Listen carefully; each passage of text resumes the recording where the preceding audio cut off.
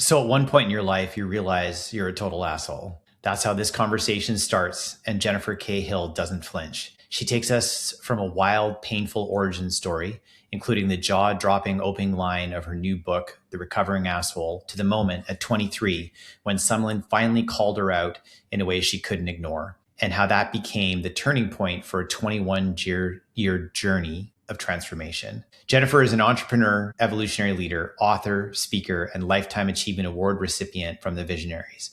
By 38, she'd built and sold her first company in the legal recruiting space to a subsidiary of Markham LLP and went on to serve as president of their California division. She's also the host of Regarding Consciousness, where she's interviewed names like Deepak Chopra, Bruce Lipton, and John DeMartini. She's led major global conversations, from moderating an event at UCI to hosting the Global Coherence Initiative's biggest gathering of the year. These days, she's co-founder of Opt2Match, OM.app, using tech and a proprietary algorithm to build high-trust relationships in business, while coaching CEOs on alignment, retention, and productivity. But this episode isn't about success in the way that most people mean it. It's about what happens when your inner critic runs the show, when belonging turns into self-betrayal, and when you realize that being an asshole to others often starts with being brutal to yourself. We talk about the before and after moment, the uncomfortable power of real feedback, the daily disciplines she uses, and the 183 tools she's collected, why deep connection starts with your relationship to yourself, and how leadership changes when you stop performing and start showing up as a real you. We even get into inner child work, spiritual practice, and Jennifer's anti-asshole prayer, plus the bigger leadership lesson underneath it all. The people you keep close shape your life more than you want to admit. All right, let's dive in. Jennifer, I really appreciate you making time to be on the podcast today. Thank you so much, Mike. It's a pleasure to be with you. So at one point in your life, you realized you were a total asshole. It sounds so great coming out of your mouth. You know, Mike, as I like to say, did you know that 1 in every 3 people is an asshole? That means if you look to your left and if you look to your right, and if you don't see an asshole sitting nearby, that asshole might be you, and you might not even know it. I know I certainly didn't know it. So why that word and why that discovery? So at some point you decided that word fit how you were showing up in the world, and you decided that that's not how you wanted to show up in the world. So what happened? Tell us the story. Well, which part? Do you want before I discovered I was an asshole or after I discovered I was an asshole? Because there is a before and an after. It's a very stark contrast. Let's do the before. I'd like to know the before. Like what led you to the place of feeling that you were that word, and then what happened at the discovery and then post-discovery? Let's just share with listeners the whole journey, because I think it adds a certain vulnerability and authenticity to the book that you're about to release, and to them understanding who you truly are at your core and who you are differently today than you were back then. So let's do the whole thing. I'll give your listeners a taste of the book. So the opening line of The Recovering Asshole is, I may have had to drug my mother, but at least I was no longer alone. And I'm not kidding. And then I go on to say, yes, you read that right. And no, that wasn't the worst of it. So essentially, Here I was, I'm 16 years old. And I've spent my whole life, Mike, desperately trying to fit in, trying to turn myself into a human pretzel and just be whatever the hell normal is, right? And I spent most of my young adult life, Mike, trying to just be accepted. I really didn't feel accepted by myself. I loved books. To this day, I love books. I read at least 4 or 5 books every month. And so when I was a little girl, I would spend my lunches in the library reading books or helping special needs kids, and that's where I felt safe. But as you get into high school, you have to start to kind of develop a tribe. So it started in middle school, and I met a friend, and it's like we all have this person, right? The one who's like your ride or die girl, etc. And she was the most popular it girl in our school, and she was dangerous and magnetic and all the things. So I began to write a new script, was be whoever you have to be to belong. And that included leaving. I was goody two-shoes, like imagine straight A student, goody two-shoes. And I would go to church group with like my friends every Wednesday night. And then one day I started swapping church group for gravity bongs and beers instead, and getting high and drunk. And my mom would often say, honey, why do you smell like weed and beer? Oh, Mom, people brought it to youth group, Right? So fast forward, here's my birthday, March 1st of my 16th birthday, March 1st of 1997. And I decide, screw it, I am going to go down as throwing the best party our high school has ever known. So I did what any logical 16-year-old would do. I crushed up a bottle of sleeping pills, drizzled some in my mom's brownies, and then next, gave my mom some brownies and knocked her out for the first 5 hours of the party. And we had like 200 people there. We had the security guard from school working the downstairs gate at my parents' house. Like it's an ongoing joke. If you ever go to my hometown of Fallbrook, people say, "You went to Jenny Hill's party? You were there?" So it kind of like it was that party, right? So this is long before I discovered I was an asshole. And fast forward, so here I am, I'm 16 years old, I throw this epic party, and my mom wakes up at midnight. That I clearly didn't give her enough sleeping pills because it didn't work. And for the record, everyone, I love my mom now. We are very close. We talk every day, and she knows about the book. I've read it to her. She's like, "This is amazing, honey. I want my book club to read it." I'm like, "Are you sure, Mom? Have you read what I read?" So full disclosure, I do want to put out there that I love my mom very dearly. Yes. Long story short, mom wakes up in the middle of the party, and I was in acting classes at the time. So this was me.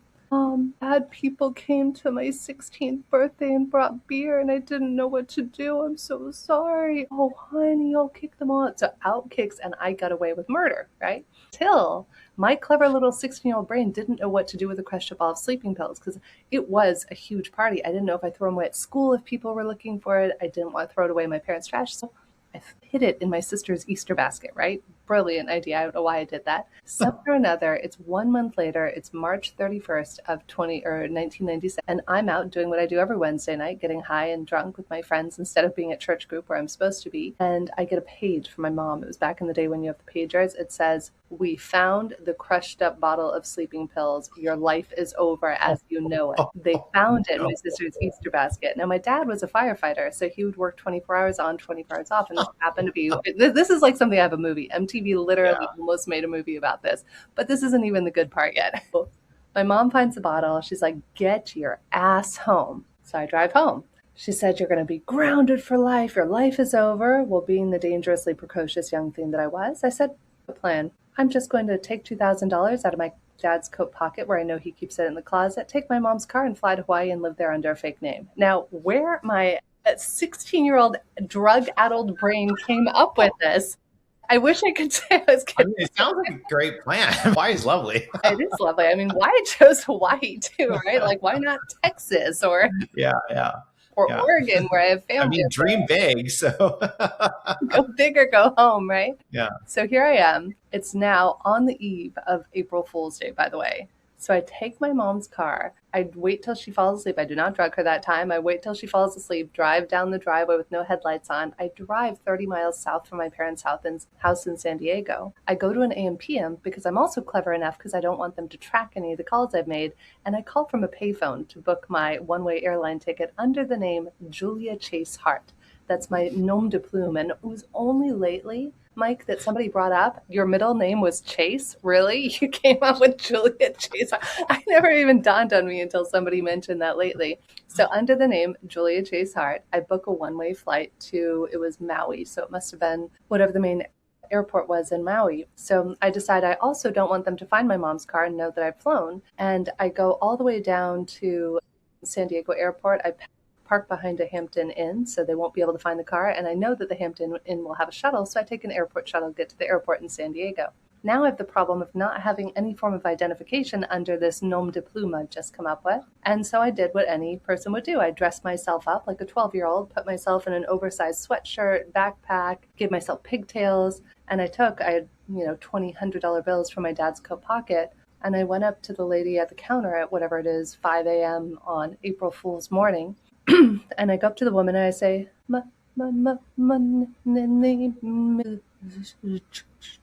my aunt dropped me off. "Sweetheart, are you okay? What's going on?" I'm like, "I'm supposed to flight." And I'm just trying to pretend like I am. Thank God those acting classes paid off, right?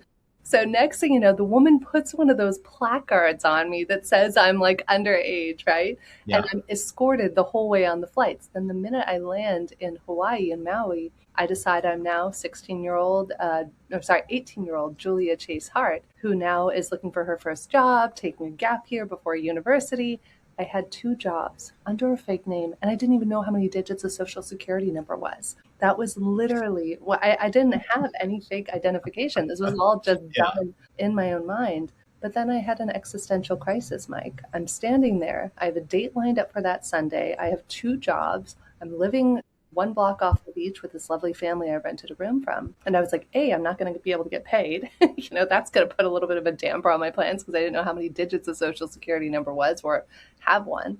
And B, I just felt crushingly lonely. Like, oh my God, what is this world? I'm living a made up life. So I was gone for about a week. And meanwhile, I didn't know this. My parents were searching the world for me. They had private investigators. My face was on the side of milk cartons. My friends were being interviewed under hot lamps. And I decided to come back. And I flew back of my own accord under my real legal name. Because at that point, I'm like, I can't go on with this facade. It's too much. So I go back and I go to the high school first, and I'm like wearing the baseball cap and trying to like go catch my friends in between classes. And my friends are like, what did you actually do? What the fuck? We've been being interviewed under hot lamps. You went gallivanting around the world. What the hell? And so they said, you have to go home. Everybody's worried sick. So I go home and there's about 20 people at my house. And I've never felt so guilty in my entire life. My grandparents, who I loved and adored, were there. My parents, everybody. And they did what anybody would do. They bought me a car and didn't punish me. And that began a spiral of 10 years of drugs, alcohol,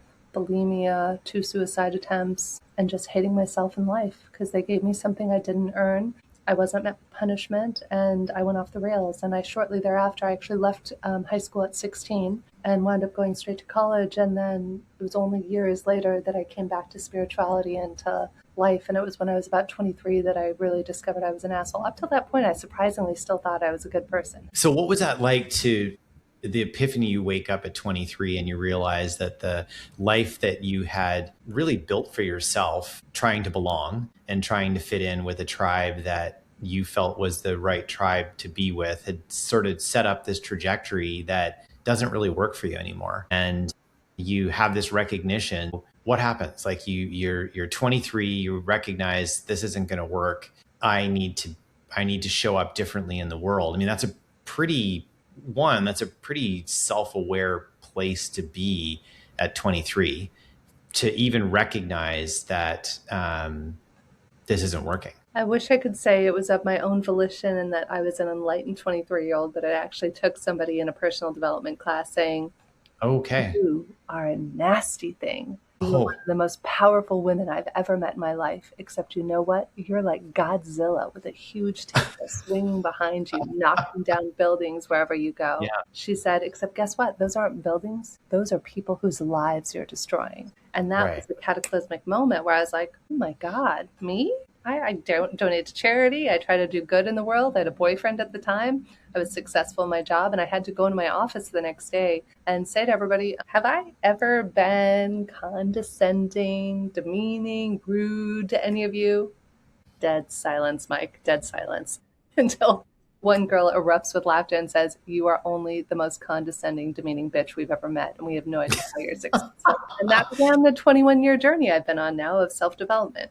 I mean, that's so to have a blind spot that big and even to have the self-awareness to go and ask the question. So obviously somebody points it out to you, but lots of people probably gave you advice or feedback along the way. And somehow this woman hit to your core, to a place where you decided to have the courage to actually ask the people closest to you whether or not this blind spot that had just been opened up was actually correct. Because, one response could have been, well, screw you, lady. I don't know who you are, and you've misread me, and I don't believe in these things. You could have walked out of that personal development workshop and just kept going with your life. Clearly something was there inside of you that said, I can't keep going through life this way. So something is wrong with how I am showing up in the world, and it's not fitting what you truly want. So you get that information, you ask the question, you get the blind spot confirmed. What do you do? What do you do with that information? You say I've been on this 21-year journey since then, but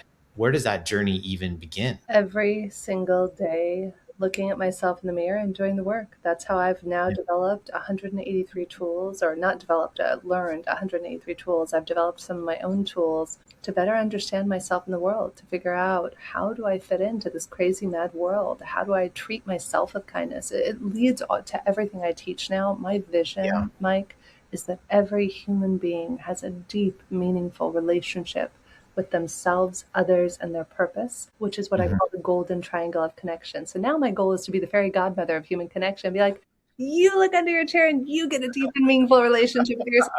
And you look under your chair, you all get deep and meaningful relationships with yourself and others. Yeah. I hope nobody else has to go through the arduous process I went through, but it was a slow but steady thing. Kudos to Michael Beckwith from Agape. He was one of my earliest spiritual teachers in conjunction with that personal development class to bring me back to self-awareness, self-reflection about 13 years ago. I was introduced to transcendental meditation, haven't missed a day of meditation for 13 years, and simultaneously was introduced to the wisdom of Kabbalah.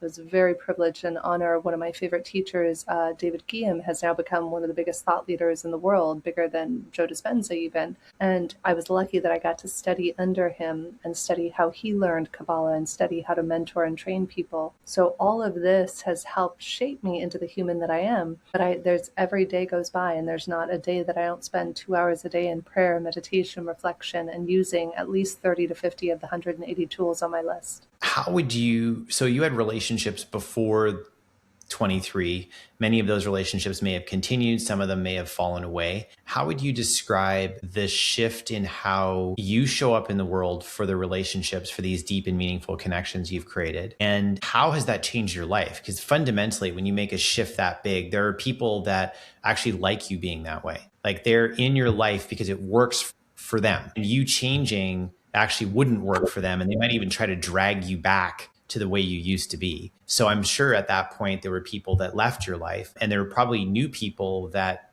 came into your life that would have wanted nothing to do with you the way you used to be. So how has, tell me the journey of how that shifted the connections and the relationships you have in your life. It's funny. I've never thought of it that way. And it's going to tie into something beautiful and a guy I'd love to have you have on the show because of something I recently learned about myself in the context of all of this. So to your point, yes, I have two of my dearest friends who one I've known since I was 10 years old. She was a dear, dear friend who was one of my earliest friends in middle school. She was just recounting some stuff I said to her in middle school. I was like, said that. She's like, yeah, I always knew you were weird, but I still loved you. She's like, you're not as much of an asshole, but you're just really weird and kind of crazy. I was like, okay, fair enough. Yeah. And then one of my other dearest friends who I met probably when I was 21 or 22, we're still dear, dear friends 20 plus years later. So I do have a handful of friends, but to your point, many of the friends from that period, I was enmeshed in drugs and alcohol and self-hatred and bulimia and all the things. And so there were a lot of people. My first marriage, the gentleman who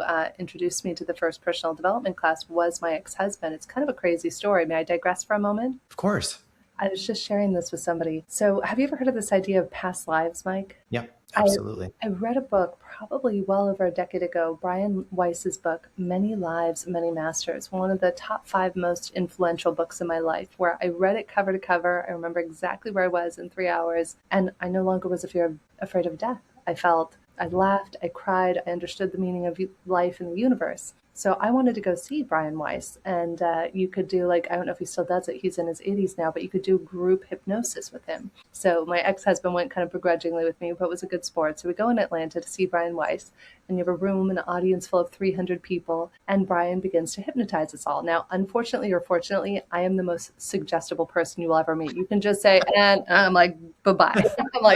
I'm out like a light, right? I go under, and I come out, and my ex-husband's sitting next to me. We're still together at the time. And he looks at me, he's like, I was in yours, wasn't I? I was like, we are not talking about this. He's like, no, tell me, what was I to you? I was like, oh shit, I'm gonna have to say this. It was the most awkward thing ever. In the lifetime I saw with Brian Weiss, I was a man named Isaiah. I was an Israelite, I guess it was, fighting the Egyptians, something to that effect. And my husband, my ex-husband, was my 4 or 5-year-old son who saw me stabbed through with a sword. And the moment he saw me stabbed through with a sword in that life, he made a vow in every other life to come back and save my life. Crazy is I've worked with, there was another guy named Damien Bertrand I worked with, who's one of the other, he had a hypnosis show where they would actually go out and verify your past lives. And I saw in that life another life I had had with my ex-husband. And ironically, that personal development class was the thing that my ex-husband introduced me to that set me on this personal journey and this path of transformation. Now, to bring it full circle to another gentleman I would love to recommend for the show, Robert Lee Camp, I became obsessed about a year and a half ago with a tool about card typing. You know how you have 52 decks in a card, or 52 cards in a deck? Well, this guy, Robert Lee Camp, came up with something called Cards of Destiny, I think is what it's called. And I was using a different website called It's All in the Cards that one of his students created. And it basically says, oh, your birthday is this, which means you're this playing card. And I felt like I got a little gypped. I'm like, I'm a 9 of spades. Some people are like the king of hearts, the queen of Yeah. diamonds. I'm like, I'm a 9 of spades. You make it mean all this stuff. So Robert and I recently met about a week or so ago. And he starts explaining to me what my card means. And he said, oh my God, you're a 9? And you're this giving and nice. He's like, most people with your number wind up can be really dark and dark, because like every number in any typology system has its ceiling and its basement, right? It's high and it's low. And so he was explaining to me that people with my card, if left to our own devices, can fall into blame, victimization, anger, judgment, but that if you do lots and lots of work, you can become a spiritual initiate and help the world. And so he said, you're living the path. So I think most of my young adult life, I was on that dark side of the 9. I was selfish and self-absorbed and me. And since I began this really deep journey of how can I be of service? How can I be sure that everyone else gets the life they love? How can I be that fairy godmother of human connection? Then that's what's allowed me to step into the power of creating this beautiful network. So now, for example, I run a group called the Jen Hill Tribe, where we have 310 of us around the world, all heart-focused entrepreneurs, podcasters, thought leaders, like Lee, who you just had on, is one of them. And the goal is just to help humanity. Literally, that's it. And so it's so amazing to see the juxtaposition of how far I went to the dark side, nearly almost taking my own life and hurting others, hurting myself, to this side. And it's a pendulum, because I do still have the darkness, but that's why I spend 2 hours a day in prayer, meditation, and reflection, is to keep the monster at bay. Well, and I think the only way we can have dark is if there's the light on the other side, right? Like it's the yin and the yang. And so we all have the capacity, like the worst things of humanity that we experience and that might repulse us or repel us, we all have inside of us. And I think it's, that famous quote of, it's the wolf you feed. So, right, the one that's taking you down the path of lightness and love and connection and abundance, or it's the one that lives in scarcity and fear and competition and the sort of darker nature of our personality. And so they both exist, and they exist in some type of harmony. And it's kind of, I think, up to us to decide which one we feed. 100%. In fact, I had this epiphany. I was talking to a friend of mine who's bringing huge light to the world. He's built a billion-dollar company, really successful. And we were having dinner one day. And he said, Jen, why does it feel so unfair sometimes? He's like, those of us who are doing great light, it's like we get darkness, like comes to our families, or we go meet with obstacles, right? And I said, well, the way I see it is that for the amount of darkness that we have in our lives, we have that much light. So if we have a little bit of darkness, we have a little bit of light. But the more light we reveal, to your point, it's the yin and the yang. There has to be equal and opposite that's showing up somewhere in ourselves and the world around us. And it's constantly like a diamond. It's, you're a piece of coal that's being pushed and shaped into all the beautiful facets that is Mike, that is each and every one of you out there that's listening or watching. And so if we can look at the next time we're in a soul crushing moment, we get fired, someone betrays us, someone leaves us, if we can shift our perspective, if we can see that, like my business partner, I don't know if you and I had spoke before after this, Mike, but my business partner died 5 weeks ago. Dear friend, amazing friend. He helped me build and sold the first company. We'd been building our current company for 5 years. We had the best day of our lives the day he died, October 28th of 2025. All of a sudden, unexpectedly, we're celebrating. Everything's awesome. He's having a beer with friends. They go inside to get a beer. They come back. He's dead on the floor. I could be sitting here, and there is some version, I'm sure, of some reality in the multiverse out there where Jen is curled up in a ball, crying and sobbing and still not functioning. Because I've studied the Kabbalistic wisdom, I know that the way to beat depression is to be of service. So I can either sit around and say it's unfair, it's terrible, this shouldn't have happened, how could this happen? Or I can say, you know what? I'm going to make sure his legacy means something. I'm going to make sure that I go out there, I sing Julian Adler's praises, because he was also a huge, I actually am thinking, I don't know if I'm going to dedicate the book. There's so many people I want to dedicate the Recovering Asshole book to, but part of it is going to be dedicated to Julian Adler, because he was instrumental in helping me stop being a dick to myself. And he was the one who taught me a lot of the tools that I now use on myself every day. You said something in there that was quite poignant. He was one of the people that taught me to stop being a dick to myself. And what comes up for me is, when you think about calling someone an asshole, like that person's an asshole for whatever reason that somebody would give someone else that moniker. Now what I'm thinking is, to be a recovering asshole isn't just about being an asshole to other people.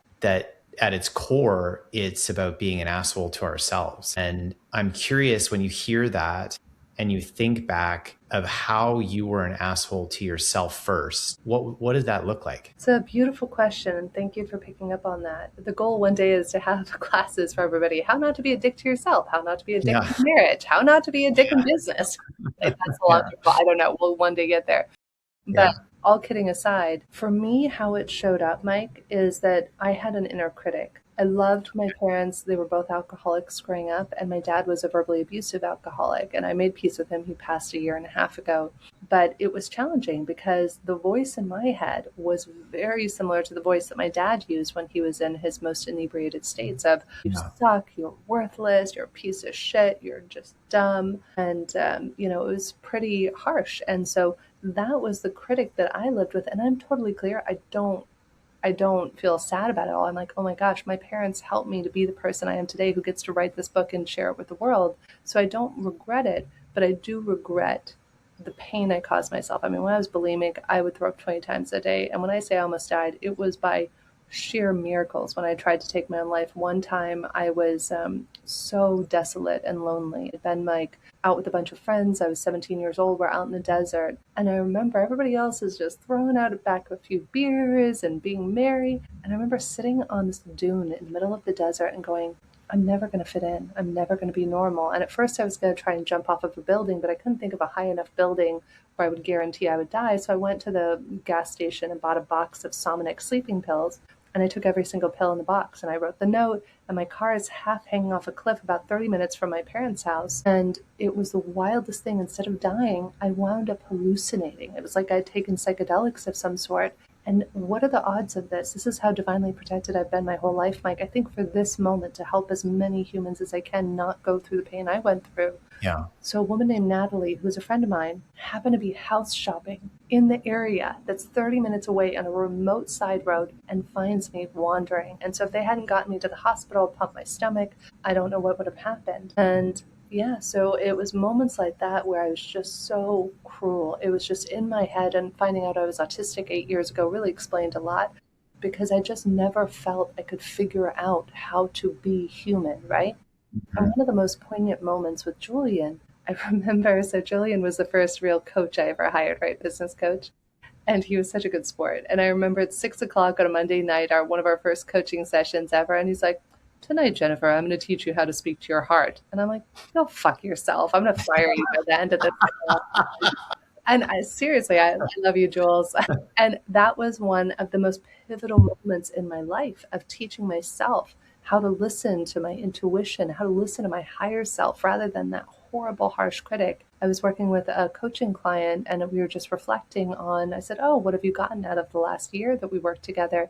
And it was so sweet. He very much reminded me of me years ago, right? Like, he was very left brain and very skeptical. And he said, Jen, you tapped me into my intuition. Like, he just next an investment because he tapped into his intuition. And so I love that I now get to share this beautiful gift that Julian gave to me so many years ago. I appreciate you sharing the journey of sort of self-discovery, but also the recognition of self-harm, of being an asshole to yourself, because I guess until you decide you can actually treat yourself better and love yourself better, it's pretty hard to go and then try to bring that out into the world, because it wouldn't show up right? Like, it would show up as inauthentic. If you've done acting classes, you could probably fake it, but it would be something about it that wouldn't hit right. And so to understand that you had to figure out how to love yourself first before you could try to have a connection with others. And then also, I think, what a different connection to have with others when you truly love yourself. That the type of person that you would attract, or the type of people you would attract into your community, into your world, into your personal life, would be people that were attracted to that version of you, right? Versus being attracted to Jenny from the block. Right? Totally.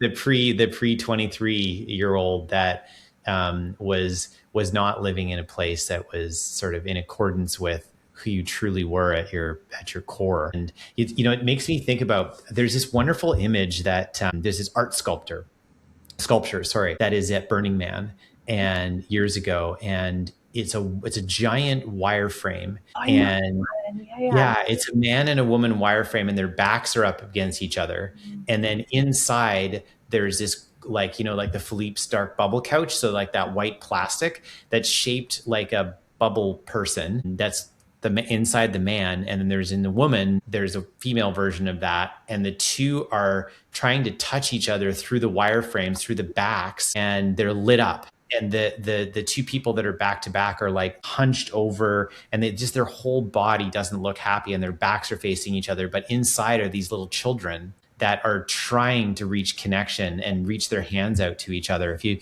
Google search this, actually, you know what? Katie will drop a link in the show notes so you can see the image that Jennifer and I both have in our minds right now. So you can actually see this image. It's a very powerful image because when I saw it, one, it sort of told me what I've been doing for the last 25 years with my life. And two, it really kind of taught me that we're all little kids living in an adult world, seeking and desiring true connection. And that's what truly lights up our souls.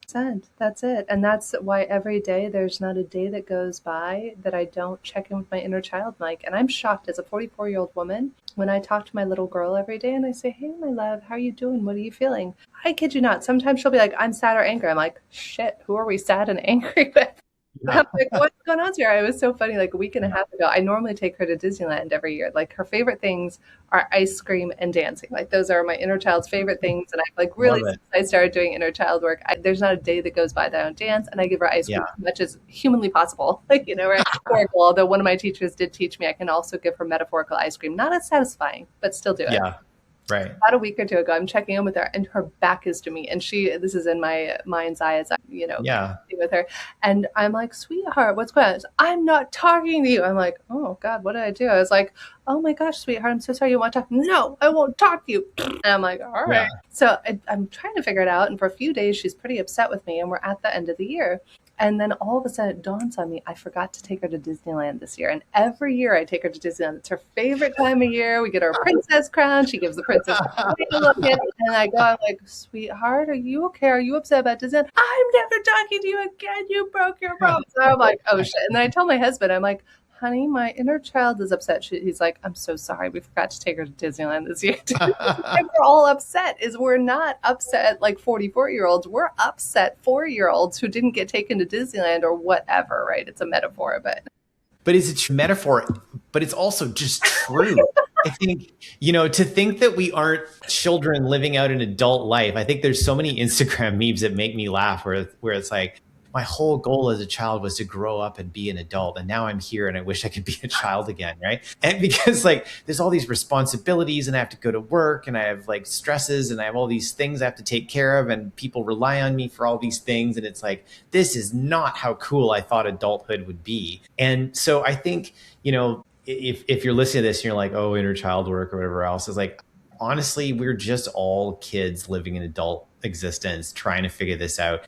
I have met, and I know you do, you have a large connection base, Jen, like met some of the most impressive people who've had unbelievable success. I can sit back and look at them and see their childlike self acting both positively and negatively like a child. And I can witness myself doing it too. Like I have enough self-awareness to step back and go, all right, that reaction or even reaction, from a negative perspective and say, okay, that was pretty silly. But on the other side, I can see the childlike wonder and joy that I have when I do things with my daughter, when I do goofy things with my wife. And I think to myself, yeah, at my core, I'm still that little kid who likes to have fun and bring joy and light into the world, living this adult existence that has responsibilities and pressure and stress and like all the things that come along with being an adult. And I think when we forget that that's who we truly are, then we almost like should all over ourselves. Like, when adults are trying to adult, like you're listening to them talk and you're like, well, you're trying to adult, like you're approaching us as an adult, but this isn't really like, this is kind of a silly conversation, but you want to adult your way through this. I don't get that. Right. Like this is This is just two people trying to figure something out. And I don't know if it's ego. I feel like it's probably ego because I think so I've done a few psilocybin and plant medicine experiences. High five. Me too. That Yeah, right. definitely helped.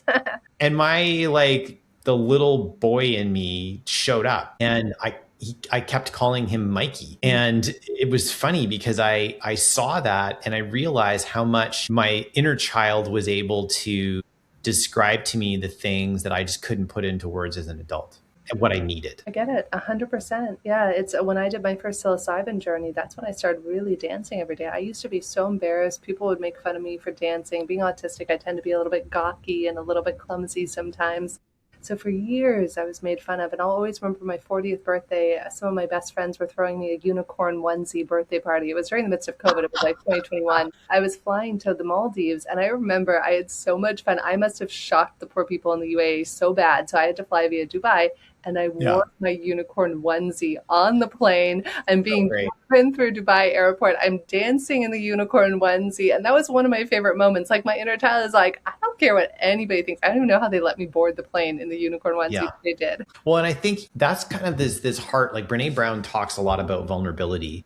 And, the thing she says, hey, it's not rampant self-disclosure. It's actually showing up as who you truly are, as is appropriate for the situation. And that situation with you dancing around in an airport is totally appropriate for you to be in a onesie. Makes tons of sense. People may have responded differently if you were in a boardroom presentation because they may be looking for a different version of you, still you, but a different version of you. And I think that there's this part about getting back to the joys, as you say, whether it's Disneyland or ice cream, what are those true joys that kind of lift up and light up our soul? Otherwise, it's pretty easy to just have days rinse and repeat where we wake up and maybe I'm meeting with different people and I'm working on different tasks. But if I was to zoom out far enough, it's kind of the same thing every day. And it means that the joy and the things that bring me joy aren't really there.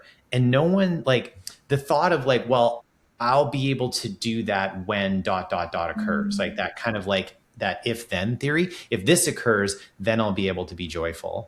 I heard a wonderful thing. I got to see Chris Williamson from Modern Wisdom. He was here in Vancouver last week. And one of the wonderful quotes that he shared was, I completely blanked out as I was about to say this. It'll come back to you. Don't worry. It'll come back. Just have fun with it.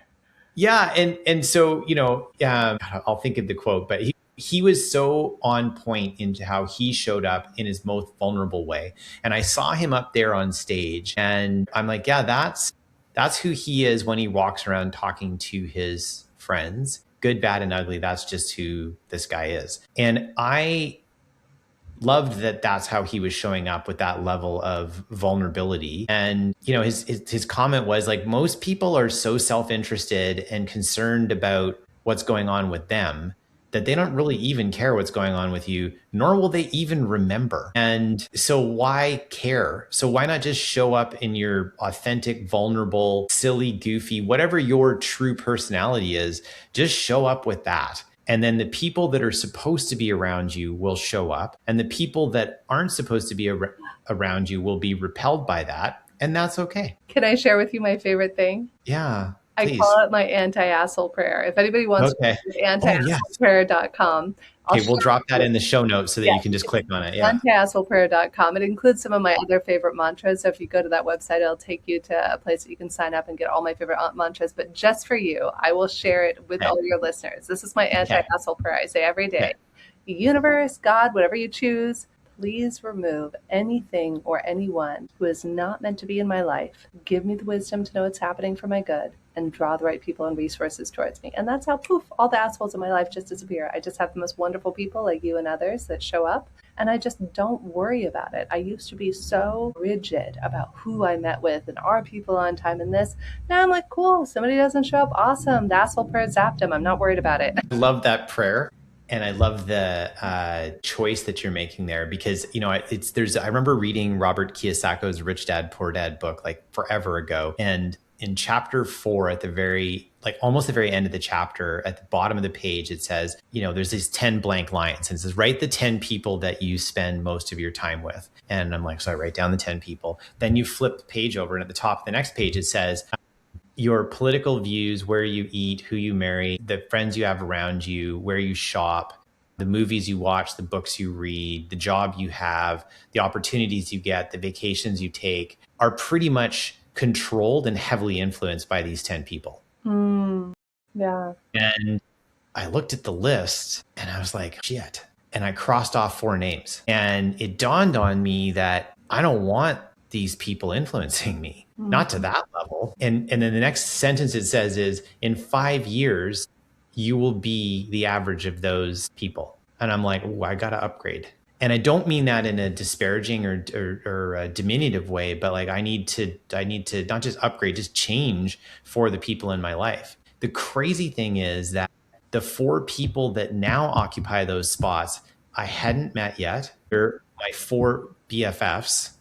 And I've now known them for collectively over 23 years.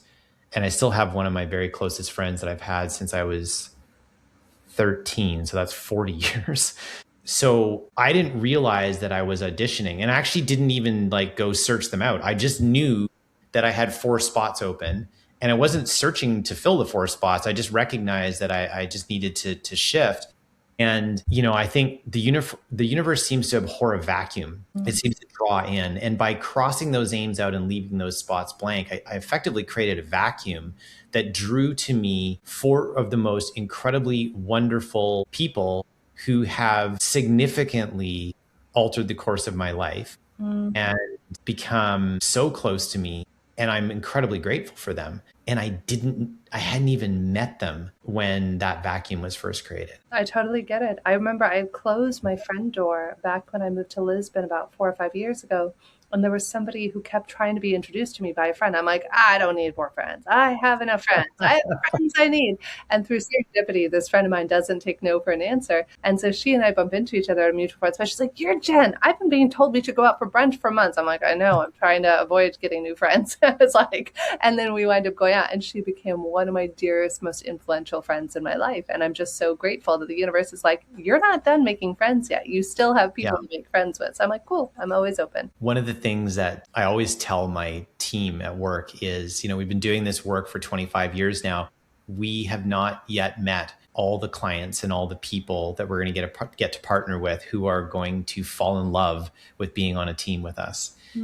Same thing is true with hiring. We've not met all the amazing people that we're going to hire that are going to help us take this company to the next 25 years of its iteration. And similarly, I truly believe I have not met all the people in my life yet who will love me and who I will love right back. I've not met them all yet. And so it changed my thought of saying, I have a full life. I don't have room for other people, to I always have room for people. And I haven't met all the people that are going to help me fundamentally build and continue to have the life that I want to have, and who are going to love me just as much as I love them back. I think that's so profound. That's beautiful. I think we can all learn something from that. Jennifer, I really appreciate you taking the time to share your story, to share your wisdom, to share the grace that came from the epiphany that you had at 23 years old. And I know it's a lot of work to write a book. And so it's a labor of love, but your book is so hyper personal in that you are sharing with people a journey that you've been on in a very open and vulnerable way, in the hopes that